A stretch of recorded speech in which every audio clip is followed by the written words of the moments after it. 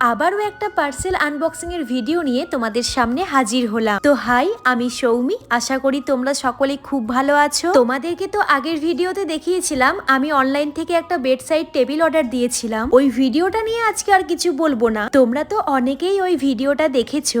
আমি যখন ওই বেড সাইড টেবিলটা অর্ডার দিয়েছিলাম, ঠিক তার 2-3 দিন পরেই আমি একটা প্ল্যান্ট পট অর্ডার দিয়েছিলাম। ঠিক করে রেখেছিলাম টেবিলটার উপরে একটা প্ল্যান্ট পট রাখবো, না হলে তো টেবিলটা দেখতে খুব ফাঁকা ফাঁকা লাগবে। তাই আমি এই প্ল্যান্ট পটটা অর্ডার দিয়েছিলাম, কিন্তু আমি তো টেবিলটা রিটার্ন দিয়ে দিয়েছি। তারপরে ঠিক করেছিলাম যে ঠিক আছে, তাহলে আমি প্ল্যান্ট পটটাও ক্যান্সেল করে দেব, কারণ এখন তো রুমে কোনো টেবিল নেই। তাহলে এটার মধ্যে আমি ইনডোর প্ল্যান্ট বসিয়ে কোথায় সাজিয়ে রাখবো।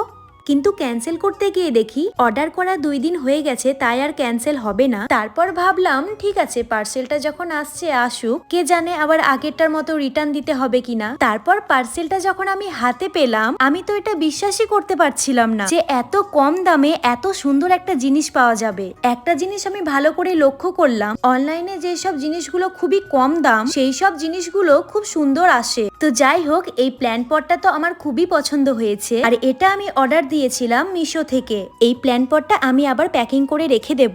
আগে টেবিলটা কিনে নিয়ে আসি, তারপর ইনডোর প্ল্যান্ট লাগাবো।